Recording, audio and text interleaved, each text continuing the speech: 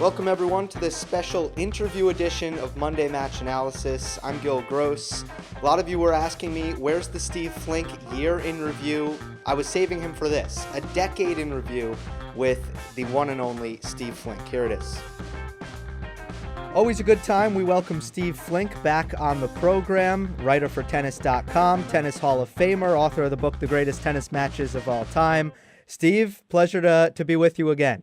Gill, it's nice to be back, and I guess we're going to look back on a remarkable decade gone by. Yes, that is the plan. It's going to be a daunting task. I'm not sure where it's going to go, but I think we can handle it, especially you, because I hear your memory is legendary. Is that right? And I don't want to put you in a position where you got to talk yourself up, but this is just what I've heard.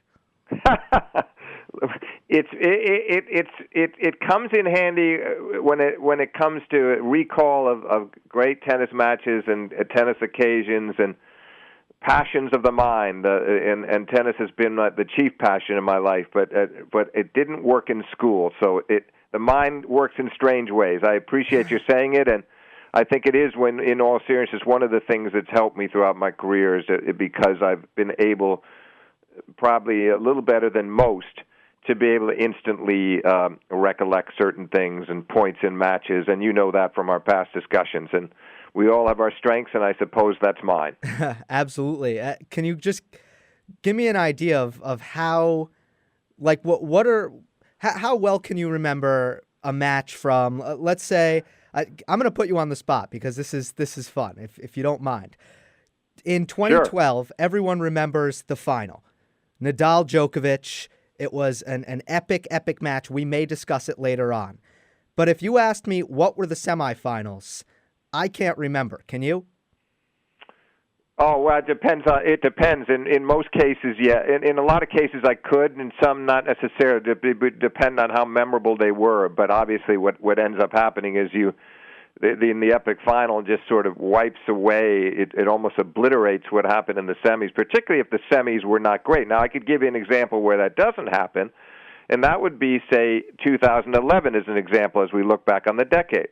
And you had, at the U.S. Open, you had a really hard-fought and for scoreline sort of underrated match between Nadal and Djokovic that Djokovic won in 4 sets. But it so happened that in the semis, there was a more memorable match with Djokovic saving 2 match points in the semifinals, coming from 2 sets down and saving 2 match points, down 5-3 in the 5th, and beating Roger Federer. So it really would depend on just how memorable those semifinals were. But in a lot of cases, I would remember the semis, not necessarily in as much detail. But when the semis in some cases have surpassed the finals, I certainly remember them. Right, absolutely. There are a couple cases there. So to me, the major themes of the decade, at least at the top of the men's game, 2 things come to mind. You have the rise of Djokovic as the dominant force, and you have the persistence of Federer and Nadal through their older, the latter stages of their career. So let's start with the first one. Sure. I think it's pretty hard to argue against Djokovic as the player of the decade. I'll read some of the figures. He won 15 Grand Slams. Let me just interrupt you for a second. And, of course, he only has a career total of 16. So coming into the decade, he'd won 1 Australian back in 2008. Yes. And then 15 since then, which is pretty remarkable. Go ahead now. Keep going with your stats. So 4 ATP finals on top of that and 29 Masters titles. Those are all tops for the decade.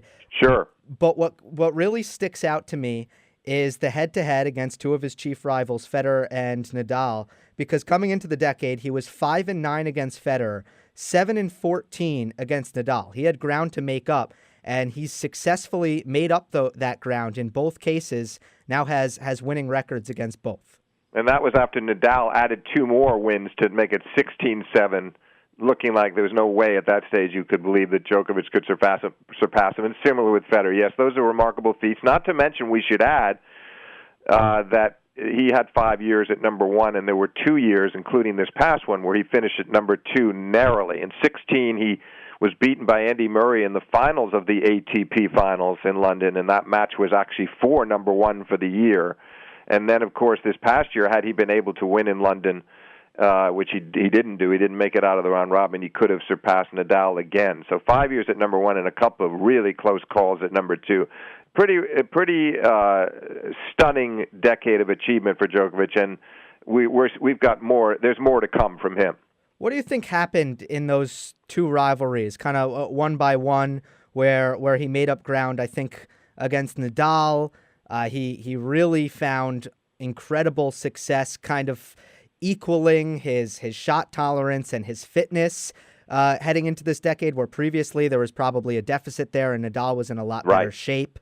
And against Federer, nothing really comes to mind as blatantly.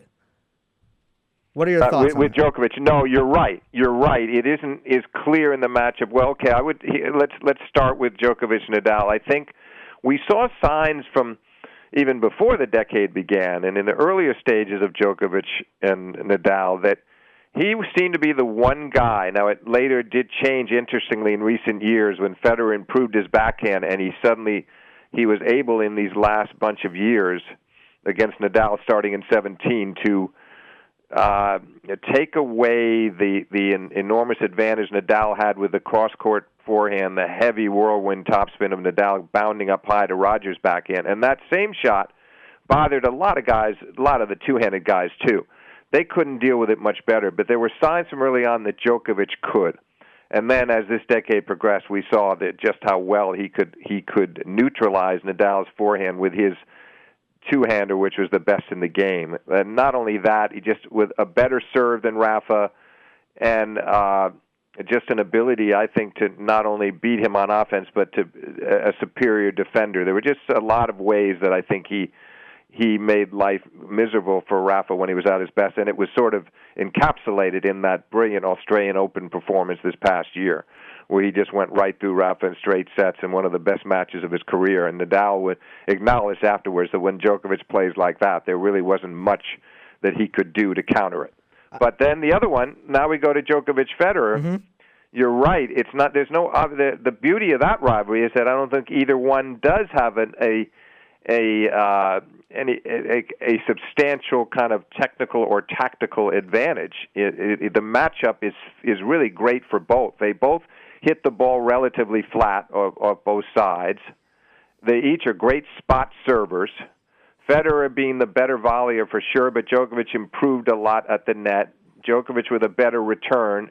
There's just so little that has separated them, which, of course, was again sort of symbolized by their Wimbledon final this past year, the epic that went to 13-12 in the fifth, with Djokovic saving 2 match points again in that match, third time in his career that he's done that to Roger. So I just think you look at that one, and it's just really a matter of who can execute a little bit better on the day. Djokovic is a better defender, but Roger more capable on offense in some ways of sort of taking control of points and dictating them from early on. So they just so many ways they each can beat each other. But I do think over time, Djokovic, who was maybe a little bit in awe of Roger at the start of his career, that disappeared, and it became really an imperative for him to feel like he could deal with Roger and also overcome the crowds.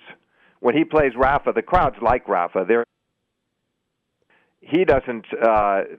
They're fair to him. When he plays Federer, the Wimbledon audiences or the U.S. Open audiences, wherever he goes, the crowds are just impossibly on his opponent's side. So he's had to deal with that as well. But I think, I guess, not to belabor the point, I honestly think that the Djokovic-Federer matches have been more enjoyable. How do you feel about it? I feel like when we've seen Novak and Roger at their best playing a match like the Wimbledon final, it's actually more fun to watch than Djokovic versus Nadal, or even slightly more enjoyable to watch than Federer-Nadal. How do you feel about it? I feel that on quicker surfaces, I would agree with you, but on clay, I tend to favor the Nadal-Djokovic rivalry. That's a fair point. But I think that listen. We're dealing with small distinctions here because I love the quality of the Nadal, and I think that the connoisseurs love to see Nadal Djokovic too, and on any surface, by the way. But you're right. On clay, you're bringing in Rafa's obviously being such an unassailable clay court player, the greatest clay court player beyond dispute of all time with his 12 French Open titles. And then Djokovic being so underrated on clay and trying to combat it. It is great fun to watch that. We could spend all day debating this one, but to me, overall, if you took all the surfaces and you said which matchup would you most like to see, I think I would choose Novak versus Roger. So we mentioned Djokovic, went through his numbers, but Federer and Nadal, they continued their success as well, which is something that at the beginning of the decade, we probably didn't think that here in 2019 we'd still be talking about Federer and Nadal as top 3 players in the world. Nadal this decade, 13 Grand Slams, Federer 5, Nadal 20 Masters, Federer 12 Masters titles. So they've continued to be really, really good. Federer's in his late 30s, Nadal is in his mid-30s. A lot of the time we're talking about it just as a fact that they've aged so gracefully. But when you start to delve into why, what are the answers that you come up with? Well, I think there are a couple of things. Nadal is 33 now, Roger's 38. If you had told Nadal 6-7 years ago that he was going to end this year at number 1, he would have laughed. He would have literally laughed in your face, and he would have said, I don't even know if I'm going to be playing, much less be number 1 in the world. But what he's done is to pace himself. What he's done is to learn that when he's got these injuries, he better step aside for a while and heal and be sure not to come back too soon. And what he also discovered is that he could come back and be very sharp pretty quickly. You take a tournament like the year-end finals in London this year, and he got destroyed by Zverev in his first match back after a layoff in the fall and after having been hurt in Paris. All these things that happened to him. And then the next thing you know, he's squeezing out victories over Medvedev and Tsitsipas, and that's Rafa now. He can recover very quickly, and he doesn't worry about the not being able to play for a while. So, and the latter-day Nadal is much more aggressive. His serve is better. He can end points quicker. So I think he really has adapted beautifully to being in his 30s, and it's going to keep him going strong for a few more years. Absolutely. Federer, I think the secret there is that he's just got this unbelievably enduring hunger and thirst to perform, and I think anybody would appreciate the level, this almost ineffable degree of support he gets from the crowds. It's got to be such an enormous lift to constantly perform in front of adoring audiences. He gets that, but more so, it's his pride in still being as good as he is. And probably, I guess, of the 3, I would also say this. Of the 3, I think there's a purity about him in terms of how much he loves to play tennis.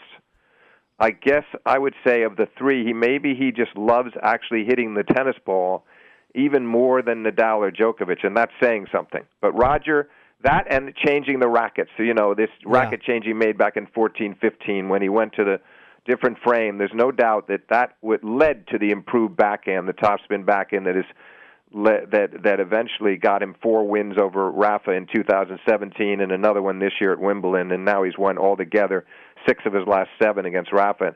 But the main reason for these recent victories has been that racket, and he stayed in incredible shape. I have to say this, Gill, he's a better player now. He was a better player in 2019 than he was in 2014 or 2015, by far. Agree. And I would never have believed I would say that. And those 2 years, he was in the finals of Wimbledon, and in 15, he was in the finals of Wimbledon and the Open. But he's decidedly better now. Now, what we don't know is how can he, going forward, does his body start breaking down a little more? He lost at the Open this year, in my mind. 90% of it was that his back went on him. Everybody knew he was struggling with it. He didn't talk about it too much, but it was very obvious. He left the court.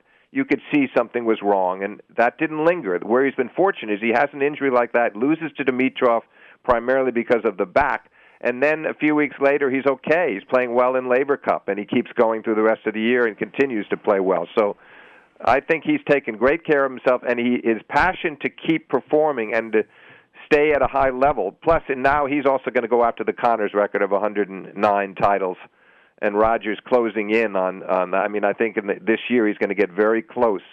He'll maybe get within 2 or 3 of Jimmy, and then that might keep him going another year just to try to break that record. So there's a multitude of reasons, but those are the ones that I would cite the most. I would add the fluidity of his movement, the way he moves. Oh, no doubt. The way he you're moves so around right the about court. that. No doubt about it. He's blessed with it. It's much harder work for Djokovic and Nadal, and they have to really grind it out much more than Roger will ever have to do. And he has probably a physique that was designed by God. I mean, you couldn't ask for more in terms of grace on a court and the ease with. But it's still hard work though. But it makes getting injured less likely than either the other guy, the other two, and it seems like it's the back is the most frequent. But even those injuries are few and far apart. So I agree with you. The fluidity of movement is one of his great attributes, and it may keep him going, Gillen, into his early 40s. I wouldn't be surprised. And when I say going, I mean still being in the range of the top 5 in the world. Yeah, I also wonder if Federer's longevity has pushed Nadal forward, because there have been so many instances where Nadal has suffered injuries, and it really more or less would have given him the opening had he not been so motivated to call it quits, to say I'm done. And if Roger Federer didn't exist and Nadal was way past 20 majors, you have to wonder if his career would have ended shorter. Maybe it would have ended already, but because you mean Rafa's career you're talking about now? Yes, Rafa's career. I wonder if Federer has but has then motivated of course now you flip the coin, Gill, at this stage, and you say, okay, now what drives Rafa is he's one away from Roger. That's what I'm saying. It took him so long to get within one, and he finally did it by winning that epic 5-setter U.S. Open final over Medvedev. So now that really drives him. And then we also don't know, because Roger really doesn't give too much away on this count. How important is it to him to make sure that Rafa doesn't pass him and that Novak doesn't eventually pass him? He's very low-key and even-handed about it when he talks about it now, and we all are going to have great records, and he sort of looks at it as if he's not that competitive, but obviously he takes a lot of pride in having established the record. And when you're still out there, I mean, Pete Sampras left the game with 14, and you would have thought he was pretty safe.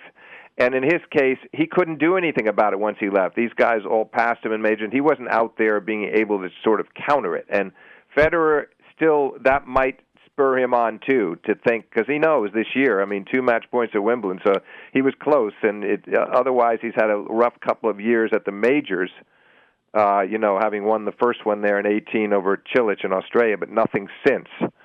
And but I think he still believes he could win 1 or 2 more, and that will also be a key to whether Novak and eventually and Rafa maybe sooner could tie or surpass Roger. They're all pushing each other. They're all motivating each other to keep going, and we're the beneficiaries as some of the people who get to watch it happen. But let's go back to the decade theme and hit on a couple of superlatives maybe. Does any one match stand out as the best match we've seen in the last 10 years? Well, it's funny again. We get back to Djokovic somehow he's the central player for whatever the reasons, for a variety of reasons. But I really see the two. I think this was a standout, obviously, at Wimbledon, to have a 5th set tiebreaker being played at 12-all. It never had happened before in singles, and they had just instituted it this year, and didn't happen the whole tournament. It happens in the final. Such a fitting way for them to conclude what was virtually a 5-hour match, and that was a very high level from both guys, and Federer showed no signs of fatigue at any stage right up to the last point in that 5th set tiebreak. And then you had the other one that stands out, of course, the 2012 Australian, was Novak defeating Rafa from 4-2 down in the 5th. Nadal was serving, actually, this gets back to my memory, 4-2, 30-15 in the 5th. And he had a nice kind of open court, and Novak was sort of stranded up at the net, and Rafa had a pretty easy backhand pass down the line to give him 40-15 at 4-2 that could have carried him through the match, and he missed the pass wide. And that was very disappointing to him. He challenged it. It was out. And eventually Novak came back and won the match in 5 hours and 53 minutes. And I think that level of play, I have to say, I think from beginning to end, the level of play was slightly higher in Djokovic Nadal in Australia. but the most absorbing was to me was the Djokovic Federer Wimbledon final of 2019. What are your thoughts? I'm kind of with you on that. Best quality of play. I always go back to that match in Australia. I think how they were able to push themselves physically, how the level that they were at physically, and the tennis to back it up, where both of them just refused to miss and were defending and defending and defending. The refusal to lose, point in and point out, was really jumping off the court to me. And you had, in my opinion, two champions and legends in their prime there. But I would have to give the title of most pivotal match to that Djokovic-Federer final that we saw this year. Yeah, good assessment. Good assessment. Yeah, no, listen, it was critical, pivotal. There are a lot of words we could use to describe it. It would have been like the crowning moment, Federer to finally beat these guys back to back in a major, something he hadn't done, and to do it at this stage of his career. At that stage, he was very just shy of the 38th birthday, and that would have just been a phenomenal achievement to do that on his favorite court. But instead, Djokovic came away with that fifth crown. So those two matches were, and then of course some backups were. I think those Federer Djokovic semifinals at the U.S. Open back to back in 2010 and 11, when Novak saved the 2 match points both times, were pretty outstanding as well. So we were spoiled. There were just so many pulsating clashes with this trio, one way or another, and they kept lifting us up emotionally time and time again across the decade. Absolutely. You have the 5-setter in 2017, Nadal Federer, the semifinal at the French, Nadal Djokovic. Let's not forget that was also 3-1 in the fifth for Nadal, and he had a point for 4-2 in the fifth where he had a forehand that he went behind Roger, and it looked like he had the point won, but unusually for Rafa, he didn't give himself enough net clearance. It clipped the net cord and went wide, and it was going to be an almost impossible point for Roger to win. And I think if Rafa had gone to 4-2, he would have won. Great comeback, though, from Federer, because he won the last 5 games from 1-3, and it was pretty spectacular stuff on his part, and highly unexpected. He had missed the second half of the previous year in 16 with his knee issues. And so to come back and win the Australian after being gone all that time was a phenomenal achievement. And Nadal had also had a difficult stretch as well. So that was a very memorable final. But I wouldn't put it on the level of these other matches we've just discussed. Just a notch below. Yes. Very. You were going to mention another one, though. What else were you going to mention? Nadal Djokovic 2013 Roland Garros semifinals. Beauty. Now that was, again, you talk about semifinals. We had a very unmemorable, if I can invent that word, final between Nadal and David Ferrer that year. Unfortunately. But the semifinal was and was a beauty. And Djokovic has never played better against Nadal on that court. Even in the win that he had over him years later, wasn't as impressive as this 13 semi. And of course he was up a break. He was 4-3 in the fifth, and he hit what was kind of a semi-overhead and touched the net with his body and lost the point. And eventually Rafa came back and won at 9-7. That was really a beauty. That was almost as good as the Australian final. I'd say just barely below it, but it was definitely the best clay court match they've had. Have you noticed any trends in style of play in terms of evolution throughout this decade and in how the game is being played? I think that I don't know if it was drastically different than the previous decade. I still think I still think the prototypes are, it's still built largely around superiority from the baseline, and I think the men have been a little bit more versatile in being able to get in. And I think there's an evolution.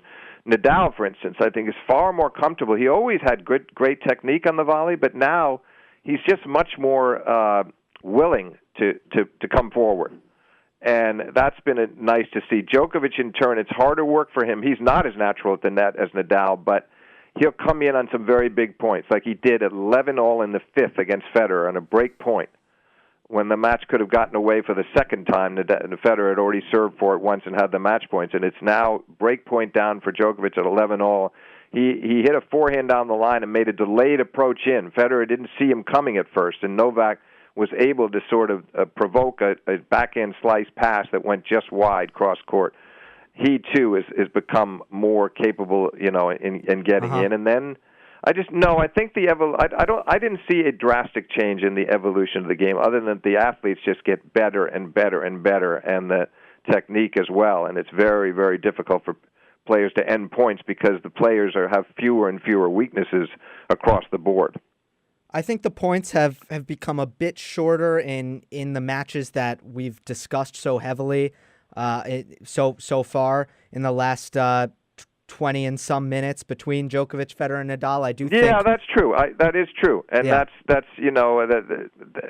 Rafa's upping the ante with his aggression. Roger was always inclined to try to end the points a little sooner if he could, and he was the most adept at doing that. Mm-hmm. And then Novak can turn on the offense when he needs it. There was one match in Australia in the semifinals of the Australian 2016 where he won the first 2 sets 1 and 2, and it was just breathtaking the way he was actually hitting Federer off the court in a way that I've rarely seen him do.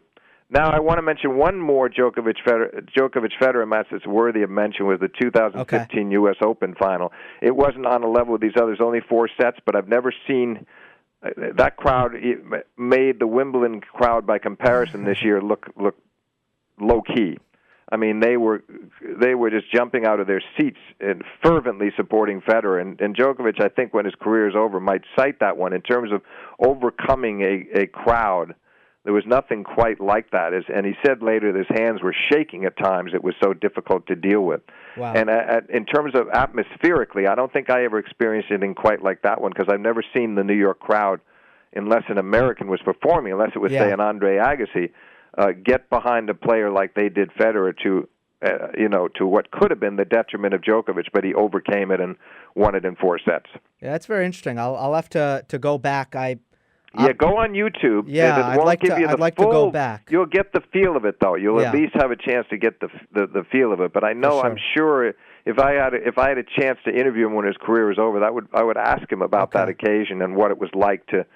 Because he's dealt with, as I mentioned earlier, so many times he's played Federer and had to find a way to sort of combat the crowd in a quiet way. And he talked about it at Wimbledon this year, how he was determined not to show any emotion, and he had this almost as a strategy that he had to go out there and be totally controlled and keep his emotions completely under the vest.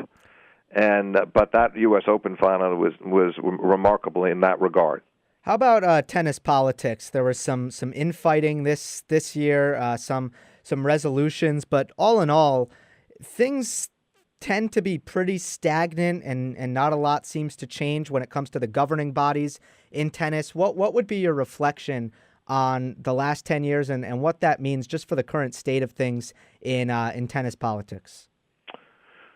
Well, that's a good one. I mean, I think the ATP has gone through some serious changes in leadership periodically, but then this past year there was kind of an uproar. Djokovic was a leader, of course, as the president. At this stage, it was just before Nadal and Federer decided they wanted to come back on the board. But there was this movement to try to remove the Chris Kermode, I never pronounce his name right, but he was seemingly a very popular leader of the tour. And there was this movement, and Djokovic was behind it, but not just him, the other players, to bring in a new guy at the top. And it led to Nadal and Federer coming back on, as I said, and now they've done that, and they're actually going to have 2 Italian guys, Gaudenzi and Cavelli. These guys they're both going to, it's going to be like the 2 titles, CEO, and I don't remember the other title, but it's going to be a sort of dual leadership at the top. That'll be interesting. There was a stage at the ATP in the 90s where they had 2 pretty prominent leaders, CEO and COO, in Mark Miles and Larry Scott, 2 Americans who did a fine job.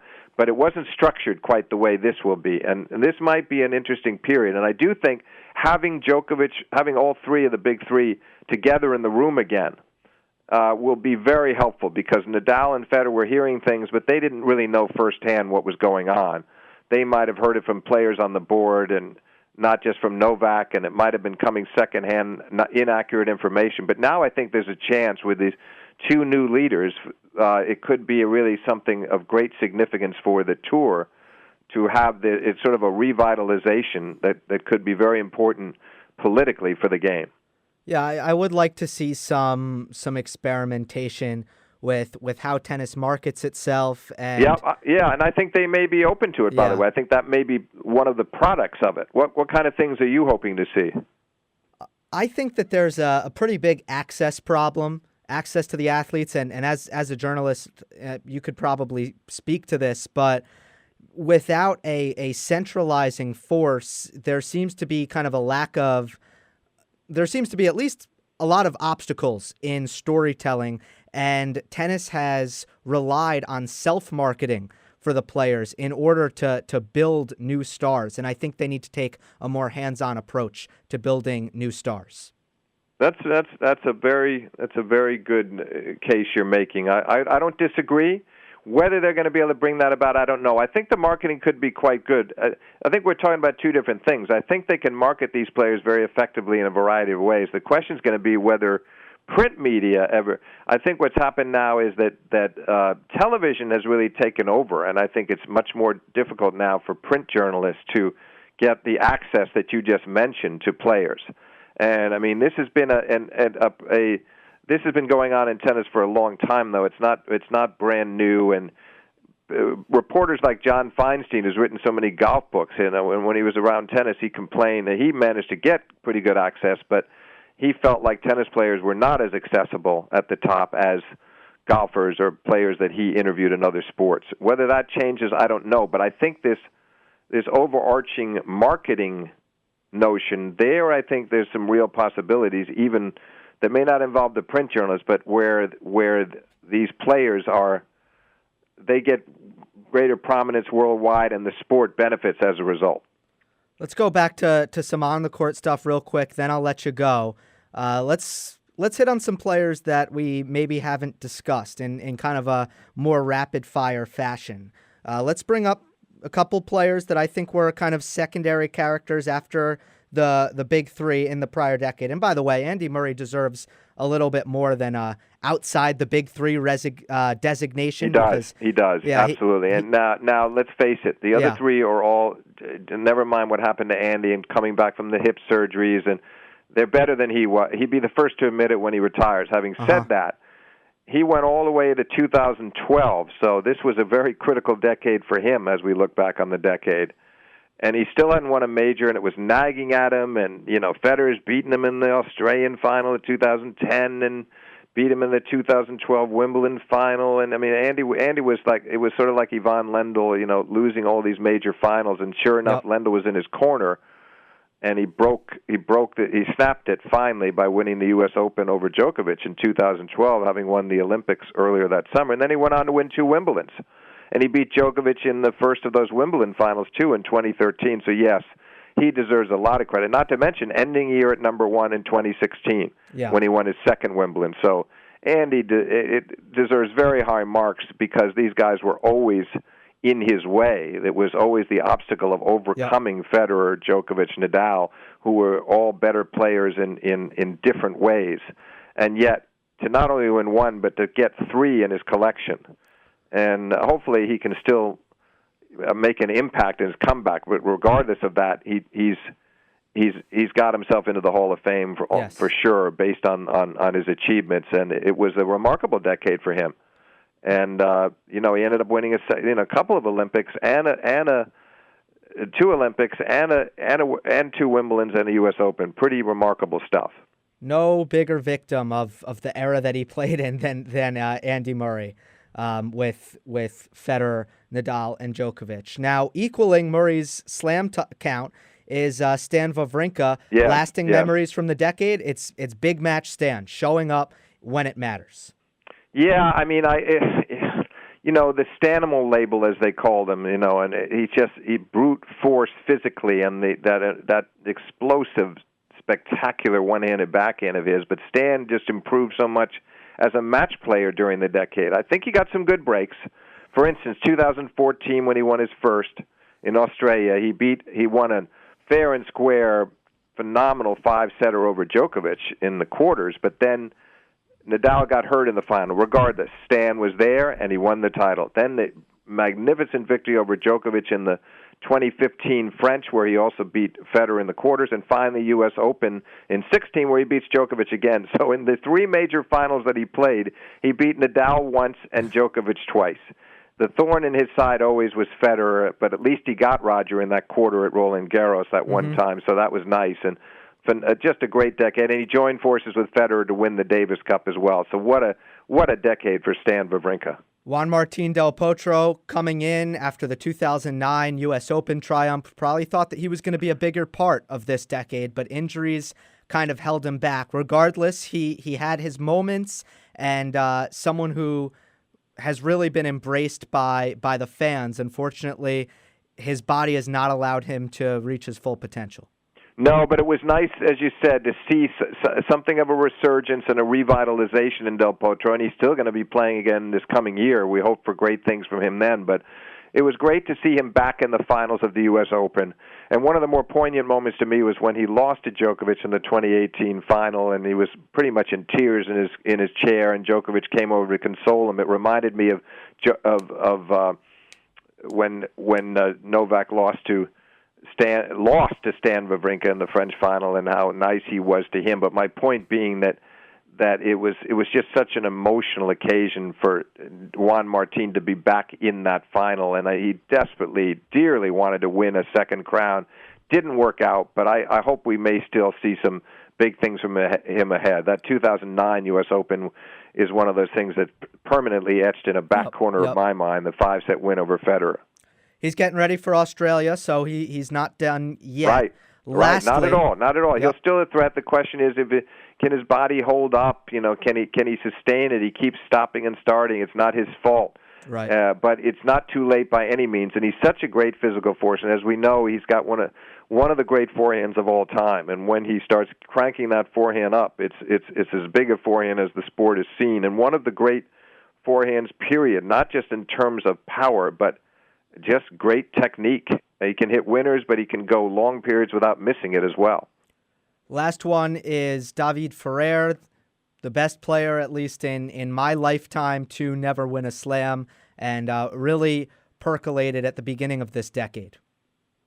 Yeah, he did. And you mentioned that epic French Djokovic Nadal semifinal, and of course Ferrer was in the final that year, and that was probably his best opportunity. On the other hand, what kind of an opportunity is when you're playing your countryman Rafael Nadal at Roland Garros in the final? So he didn't really have much of a chance in that match. But you're right, he was industrious, he was enterprising, he was a great competitor. He didn't have any one great strength, but he had a terrific return of serve in terms of being able to get balls back into play, and his return of serve stats were always in that top three, for return games won and return points won and break points converted, all those categories on return of serve. He always did really well. Never had a great serve, but what a competitor, and very well liked by all of his colleagues across the board. Very well liked by me, just because of how he played, and listen, he would. You know what he gave fans? I agree with you, and he had great value for money because you knew you were going to get such a great effort from him, and he blended well. Tended to be fun to watch him play a Federer or Djokovic or Nadal. It didn't matter what the opponent's style was. You knew what he was going to give out there, and you knew how hard he was going to work, and you knew he was going to make them give everything that they had to beat him. No doubt. All right. Well, the next decade is fast approaching. Not sure exactly when this chat is going to be released, but certainly before New Year's. And we wish everyone a good New Year's. Steve, wish you a good New Year's. And yeah, you too, Gill. And let me just say for your listeners, it's always a pleasure to come on and talk tennis with you. And particularly enjoyable for me because I'm 67 now, and you're a good deal younger, and it just gives me a different point of view. But I think, by and large, we see things in a very similar way, and you share my passion for the game, so I'm happy to come on your show anytime. Yeah, well, I really appreciate that. It's always so nice to have you on. The listeners love it. I love it. And I know this for a fact. I would not have done a good job of looking back on the decade without you to be a part of it. Well, thank you very much for that. It was great fun. Okay, well, we'll do it again soon. Okay, take care, Thanks, Gil. Steve. Take care. Bye.